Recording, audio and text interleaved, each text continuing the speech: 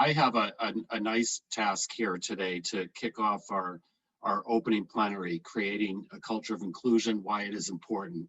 And we have an outstanding keynote speaker in Dr. Carol Quirk. Carol is the founder and chief executive officer of the Maryland Coalition for Inclusive Education, MCIE.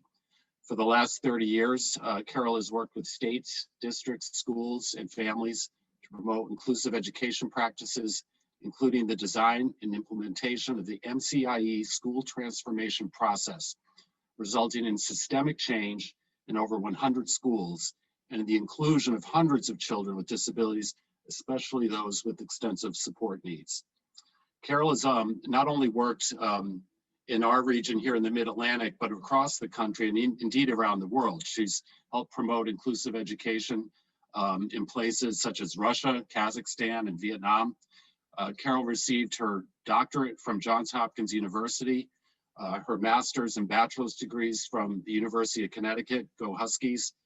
And she has served in a variety of roles prior to her current role, including as a teacher of students with autism in Connecticut, a psychologist in a community living agency serving adults with developmental disabilities, and as a technical assistance director for early intervention programs in North Carolina, among other things. Carol also served on the President's Committee for People with Intellectual Disabilities in 2011 and 2012, and she served on the TASH Board of Directors from 2006 to 2012, including 2 years as our president. So it's great to have Dr. Carol Quirk. Carol, the floor is yours. We're anticipating about a half hour of remarks and then a bit of time for questions, a quick Q&A at the end. So thank you and welcome, and we're so glad you're joining us. Thanks so much, Michael. I'm going to share my screen now, but it says I can't do this unless the other screen is unshared.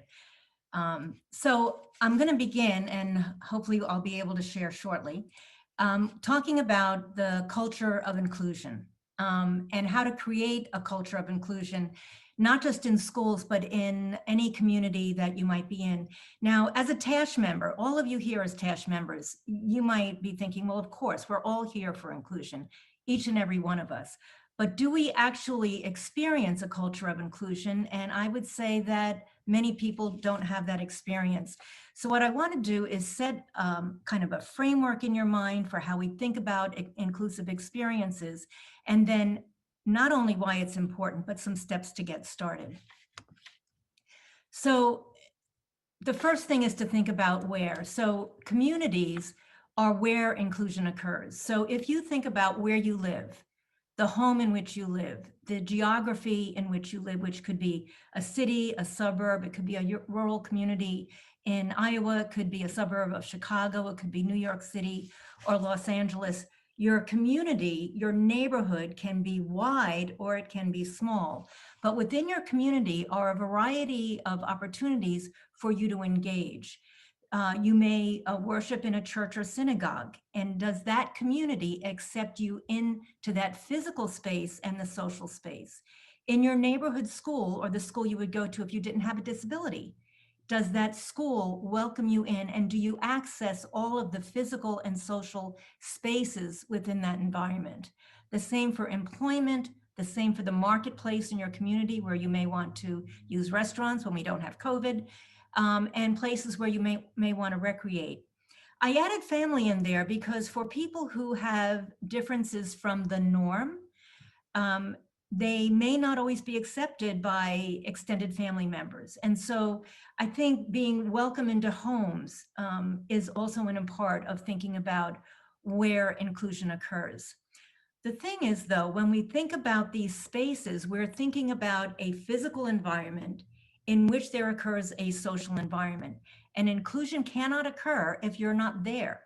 So the baseline for inclusion is physical presence. But we all know that physical presence in and of itself is insufficient to be included. How many times have any of you heard, well, inclusion doesn't really work? Well, I would say if inclusion doesn't work, then it wasn't inclusion. And so we're going to talk a little bit about what makes a space inclusive. When we think about measuring inclusion, we don't have a lot of good measures. I'm just going to go back a minute. When we think about the space, we're when we want to think about the measurement, we can think about percent of people that are employed, percent of people accessing healthcare, percent of children with disabilities who are physically placed in general ed settings. Because I'm in the education world, I am going to be talking a little bit more about school inclusion, but the things that I talk about, I think can be applied to any of those spaces. So let's look at the measure that we have for children with disabilities. For those of you who may not be acquainted with education measures, for every child with an IEP, on the IEP, the team specifies the number of minutes, the actual number, percent of minutes that a child is in general ed settings or removed from general ed settings. And the term we need to think about is removed from, does not have access to. This is the most recent national data, and it ranks our states and territories by the percent in which students with disabilities are placed in regular or general ed classes 80% or more of the day. And so you can see that there's a wide variety, and 64% on an average is not very high. What that means is of all children, each and every one with a disability, only 64% are receiving their education in general ed with their peers 80% or more of the day. And some of our states persistently are not including students. Hawaii, New Jersey, New Mexico, Montana are among our states that have the lowest rates of placement. Now, I'm not going to call this inclusion, even though it's the only measure we have, because it's really only a measure of physical presence.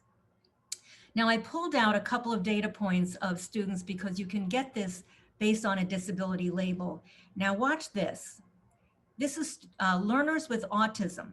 When you look at the rate of participation in general ed settings, it goes down for that population.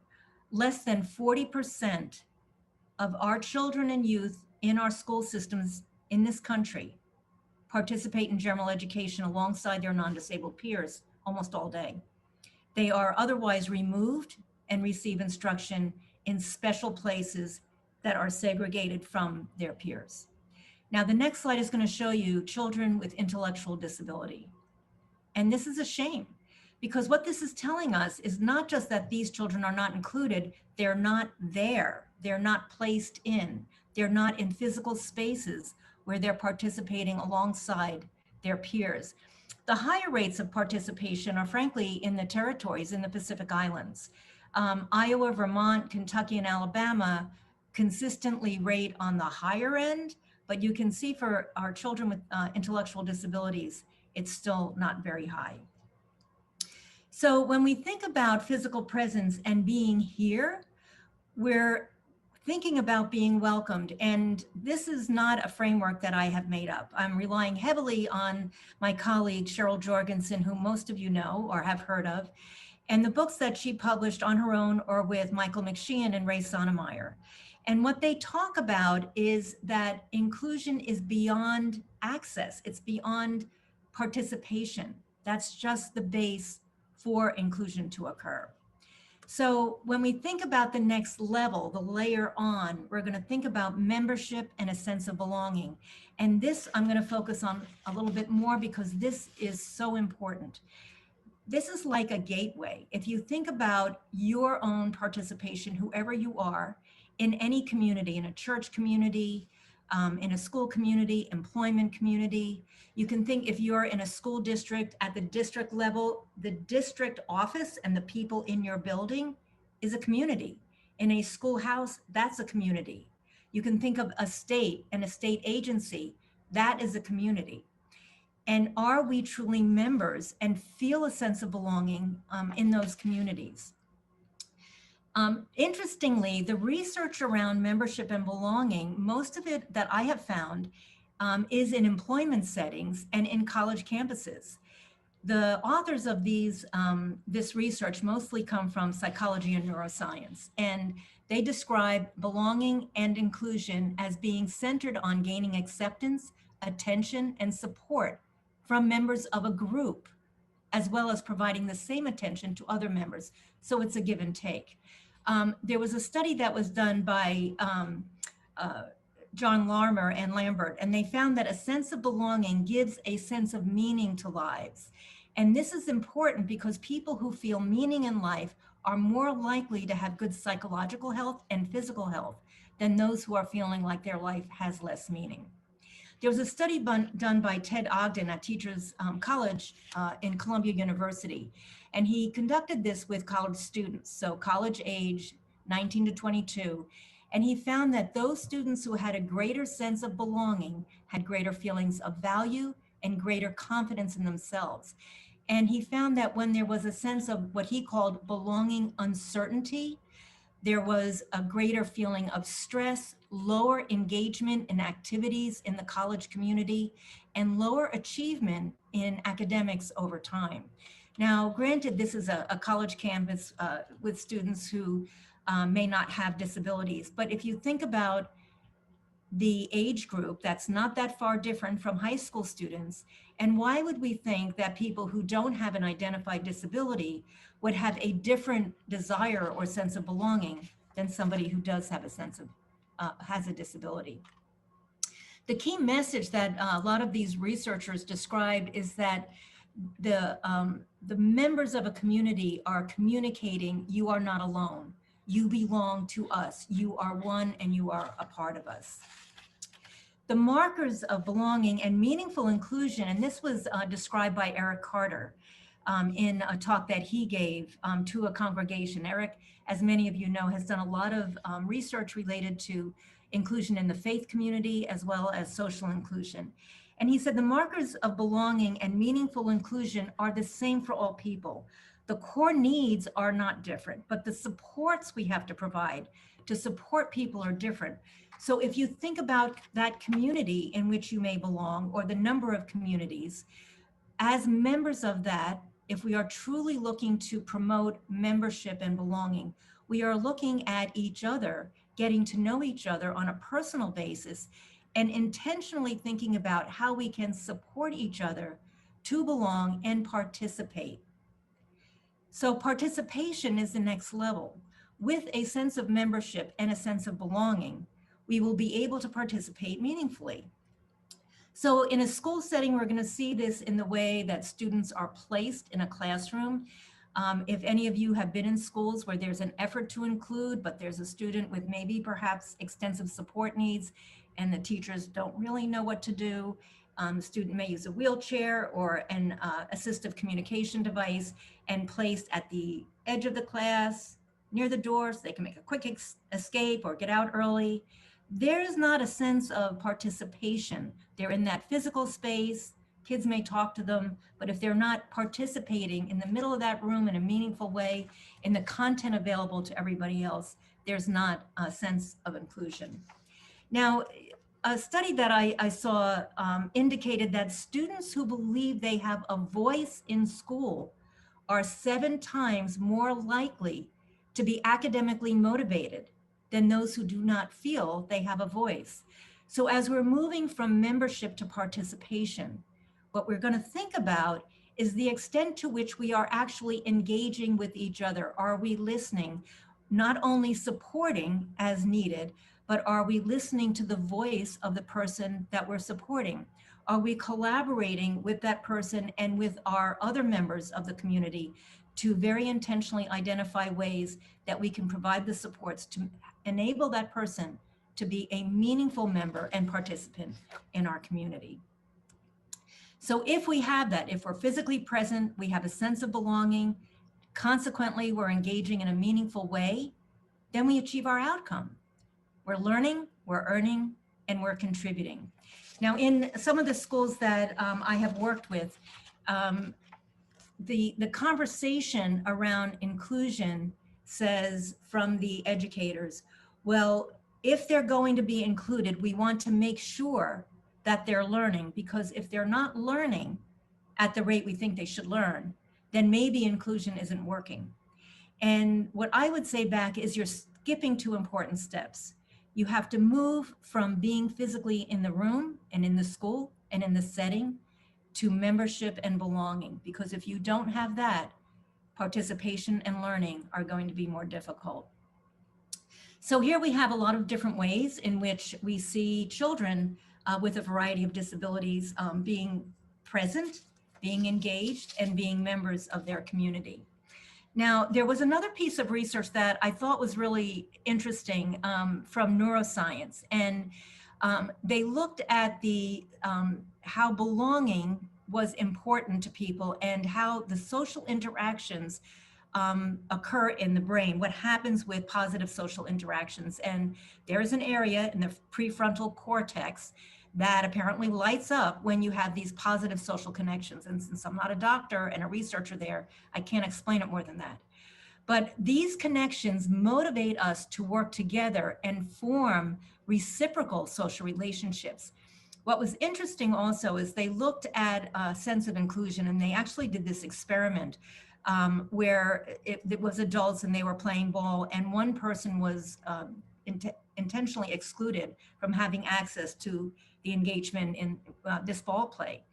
And what they found was that when a person was excluded and felt excluded, it lit up the pain center of the brain. So the pain we feel when we're experiencing physical pain is the same sensation, or it's lighting up the same area of the brain when we feel emotional pain from exclusion. And they concluded that the pain of rejection or humiliation is just as real as physical pain. So I think we're building a picture here of why inclusion is important for our overall well-being. When people are included, they're happier, they experience less stress and depression, they have more positive social relationships, they have better academic performance and motivation, and ultimately experience more pleasure in life. So what about a culture of inclusion? We have to move beyond including a person, whether it's a person in the workplace, a person in our church community, a person in our school, a person in a restaurant. Of course, we have to do those things. But wouldn't it be better to build a culture of inclusion where diversity and uniqueness was celebrated? There was another study that I found that looked at uniqueness. Actually, it was a study that was looking cross-culturally in international settings. And they found that uniqueness and feelings included happen simultaneously. In other words, inclusion in a community where there's shared interest doesn't require everyone to be the same. That in a truly inclusive community, you not only share interest and common understandings and shared experiences, but you also value the uniqueness of the individuals and the differences that they bring. So diversity is a part of inclusion, but certainly not the whole thing. So I went back as I was thinking about culture, and culture is what we do. Culture is the actions we take. And we want to build actions that are supportive, that are embracing, that are intentional, that are listening, that are giving voice. How do we create that culture? And I went to Elizabeth Ross Cantor, who created this framework probably 25 years ago in managing complex systems change in the business world, not in the education world or in the disability world. And it's been used as a framework by many of our TASH colleagues in different settings. And it says that we need a vision for where we want to go, wherever we're going. The people who are expected to implement that vision need skills. Not only do they need skills, but they need incentives to change, because who likes change? Now, a few of us love change. But when I have polled audiences and when I have polled people I'm with, I'd say 80% of people, and they're not so comfortable with change. So they need incentives. We also need resources. If we're going to do different things, we may need different things. We may need technical assistance. We may need coaching. We may need different materials. So we need resources for that change. And finally, we need an action plan. We need that step-by-step. We need someone who's got that ability to create that path so that will take us from where we are now to where we hope to go. Now, in this framework, if you don't have a vision, even if you have skills and incentives to change and resources, and if you have an action plan, if you don't really know what the end is, you'll be confused. You're not sure where you're going. But supposing you have that vision, but you don't have the skills, Supposing that a change is going to happen, whether it's in a school or a building, or whether it's in an employment, and you have a vision and you say, I'm going to pay you $20 more a week, I'm going to give you some resources, but you don't really have the skills, you're not going to have the confidence, and you're going to have anxiety. Now, what if you have the vision and skills but no incentives? You're going to have resistance, because why should you change? You've got this going on, but you're very comfortable where you are. So you're going to hit resistance if you don't have some incentives. What about if you have all of that but no resources, and you're missing the key piece that will help you get, you can do it. You're getting paid that extra $20 a week and you've got a plan, but you don't have the tools. So you're frustrated. And then what if you don't have an action plan? So you have all of those other things, but you don't have the steps to take you where you want to go.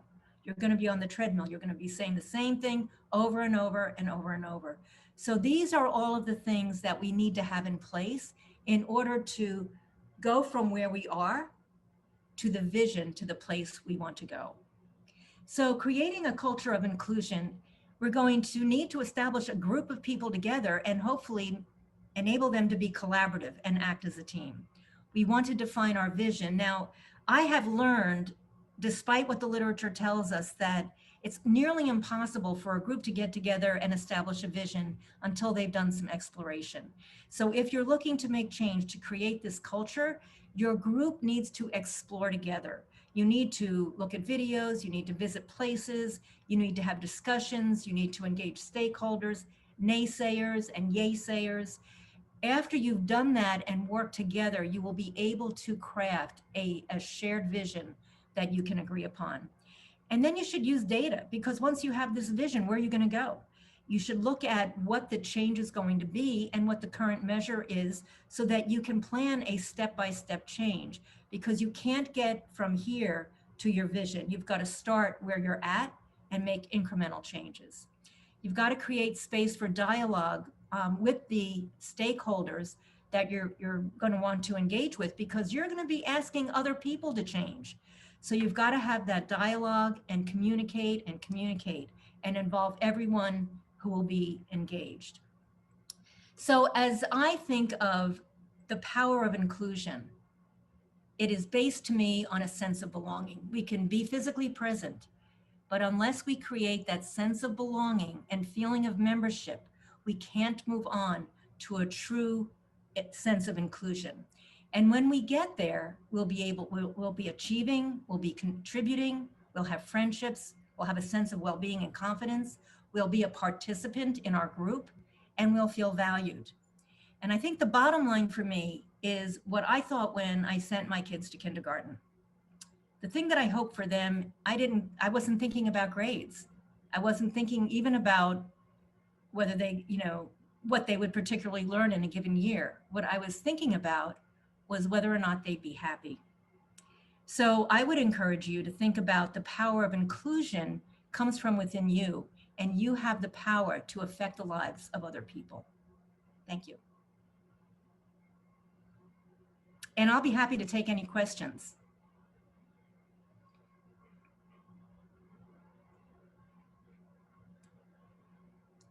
Can we see inclusion as a basic right for all people is a question. Absolutely. I think, we can look at, ADA does not give us a right to inclusion. ADA talks about access. Access will get us there. IDEA, if people really read the law, IDEA since 1975 and in all of the reauthorization, not only in the regulations, but in the comments, talks over and over again about beginning in the school building, in the class the student would attend if they did not have a disability. And it continues throughout the years. And if we really read the law and read the comments from the US Department of Education, I think it builds a case for absolute inclusion. What are the go-to strategies for helping organizations create an inclusive vision?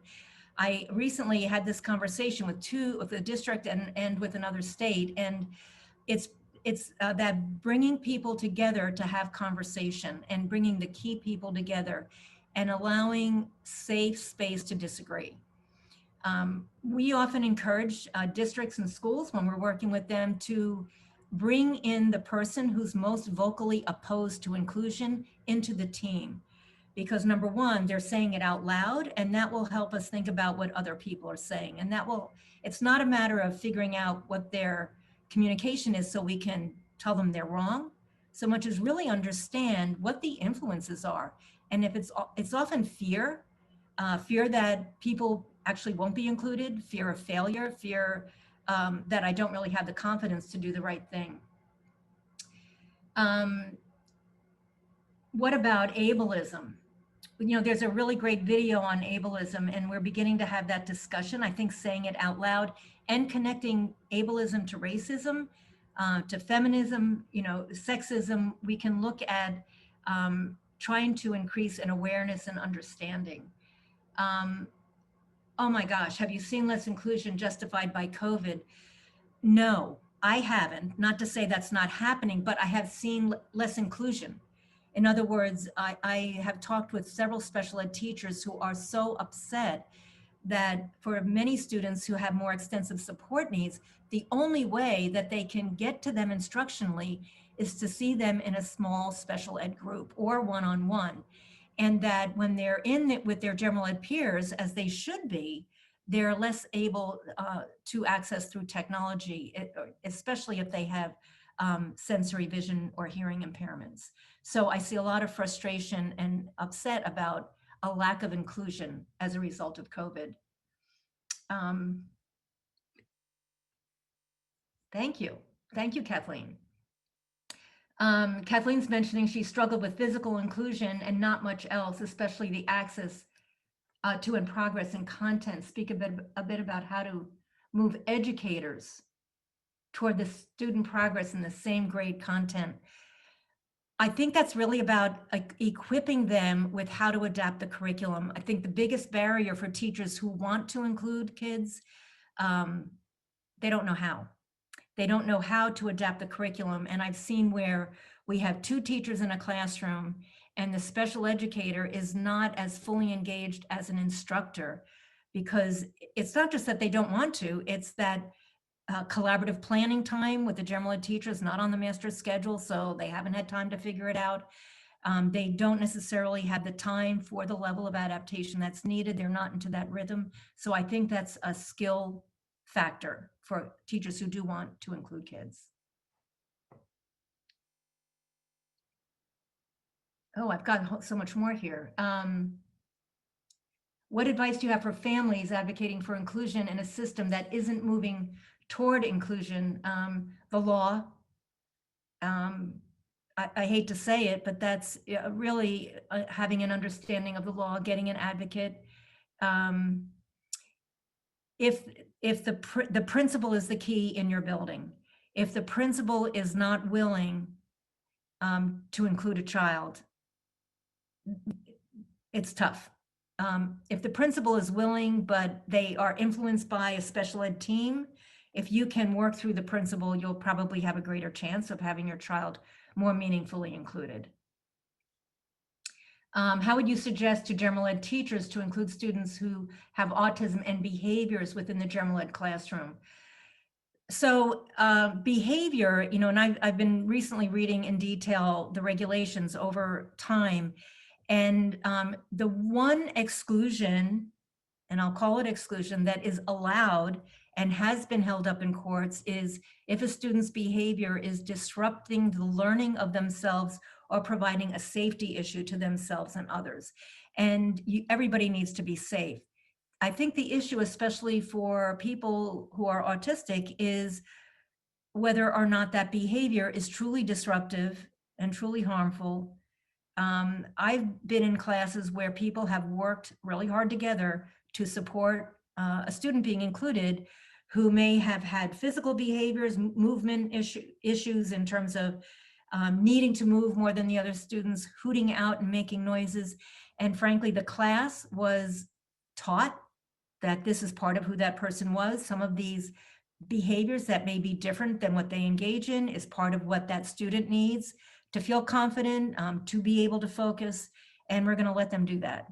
The question is the behavior physically harmful and challenging the safety?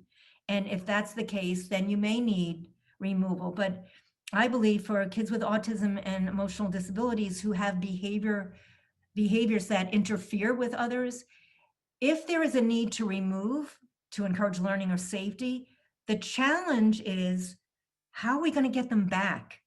Because removal is usually a one-way street to life of segregation. So if we're not thinking about when they are removed, what is the services, what is the instruction being offered to them so that they can get back? Because life is in the community. You know, Macy's is not a separate, there's not a separate Macy's for people with disabilities. Everybody gets to go there. Let me see if I have some others here. And I think we only have one more minute. How do autistic people fit into your picture? I think I answered that. I see the skill issue you identify with my son's co-teachers. I'm trying to figure out how to get them the support and training they need without telling them they're unskilled. Well, that's a challenge. Can you demand co-planning? Oh, so the thing about co-planning is time in the master's schedule, and many administrators, they don't want to give that up. Their master's schedule is very dear to them. So I think that is an administrative conversation. It's really, you can work with the teachers, but if they don't have if the time isn't given to them by the administration, then they're not empowered. So I think I'm out of time. Is that Michael? Actually, Carol, we can go on for another about 6 or 7 minutes or so, because my wrap up's going to be super short. Oh, okay, great. Let me see what else we've got here.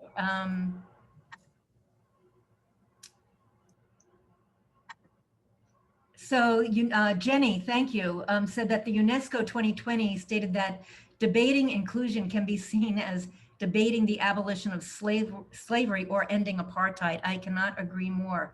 How do we shift the debate of inclusion to be viewed in this way?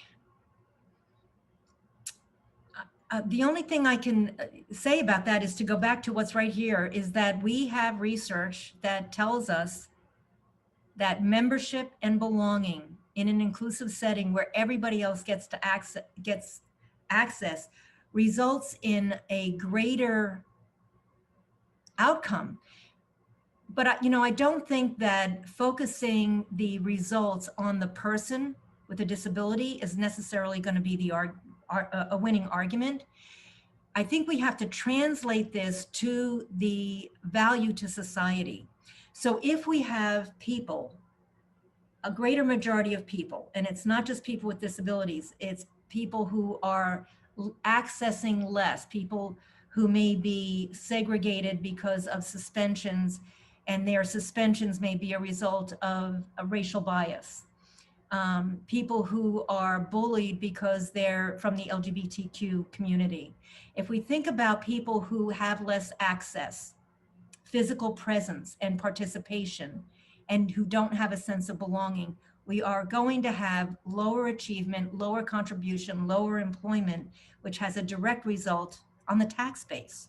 So I think we want to look at the benefit to the individual, the benefit to the institution, and the benefit to society. And that's like a really big conversation. Let's see.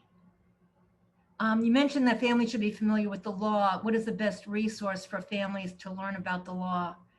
Well, there's a couple of, I haven't seen any new books, but Rights Law is a website that has a lot of accessible information on the law. Understood.org is another website that is not necessarily about the law, but it has some good resources. We hope to be putting out a white paper soon on IDEA. So I think I'd go to Amazon, see what books are out there on IDEA, and maybe go to those websites. Thank you, Tia. If that is what's in the law, why do you think, I have an answer to this, why do you think exclusionary practices have persisted? What ableist perspectives do you think play into that? So this is what I think, as someone who's, been a member of TASH since nearly the beginning, and saw institutions and saw some of the change. When the law was first passed, the majority of people, especially people with intellectual disabilities, were not educated by public schools. They weren't there. They weren't even in segregated buildings, with the exception of some more advanced, especially East Coast and West Coast, on the coast. There were private schools or separate buildings for kids with orthopedic impairments, separate buildings for kids with emotional disabilities, separate buildings for kids with learning disabilities. Everybody had their own building. So when the law was passed, many states copied that. And for the states that were already serving kids, but in separate buildings, they weren't going to tear down those buildings. So we started with a culture of separation back in the 70s to early 80s. And the concept of integration came about in the early 80s. But what we were thinking, because we had no models, what we were thinking in the 80s was we needed to be in the place. And MCIE was actually formed in 1988 because kids with intellectual disabilities were only in certain programs and could not go to their neighborhood schools. So our whole approach was pushing participation in neighborhood schools. And I'll be honest, we never thought about inclusion in regular classes to learn the regular content. We were really thinking more about social engagement. And I remember a story of a parent said when her son, seventh grader, in biology was included. And she said, he came home from school, she was making dinner, sitting at the table, and he was using watercolors. And he put his paintbrush in the glass of water and he pointed to the place where the water hit the glass. And he said, look, refraction. He barely spoke full sentences. He also pointed to the window and he said, that's translucent. He was learning science vocabulary that he would never have had access to in a special ed classroom. So I think it's a long way for us traditionally to come and change. The second reason I'll say is that we have many educators who are not acquainting themselves, and administrators, with the literature, with the research. Would you go to a doctor who wasn't keeping up with research? So I think, finding research and finding studies and sharing those is a great way to go to help educate our educators. Let's see, what else here? Sandy says, IDEA funded parent training and information centers can help parents. Absolutely right. Almost every state, or at least every region, has a parent training and information center, and they certainly should be able to help you.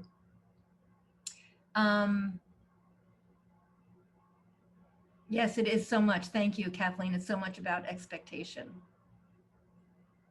Let me see if I can find one more here.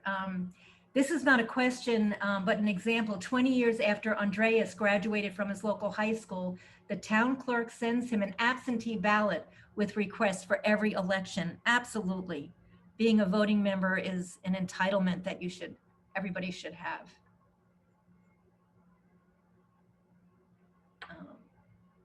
Peel Center, the PTI in Pennsylvania.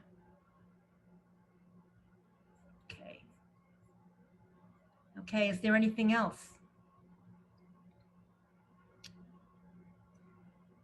Okay, Michael, I think it's going to be yours. Thank you so much, Carol. I wish we could all do applause beyond virtually, but we can't. So I'm going to applaud on behalf of everyone. I know I speak for everyone. That was outstanding and a great way to kick off this year's conference, particularly given our theme of the power of inclusion. And I would just add too that I find a great keynote is one that informs and challenges and doesn't sugarcoat, but inspires. And I frankly, you hit all of those bases for me. I'm going to borrow your change chart, if I may, and repurpose it for our own TASH strategic planning, which is coming in January. But thank you again. And I want to thank all of our attendees. We had a great turnout to start today. And I hope people will join the sessions that begin at 12:30. And again, on behalf of all of us, thank you so much, Carol. And we're grateful. And we look forward to continuing to work with you and to work together to make inclusion a reality for everyone. Thank you. Thanks, everybody.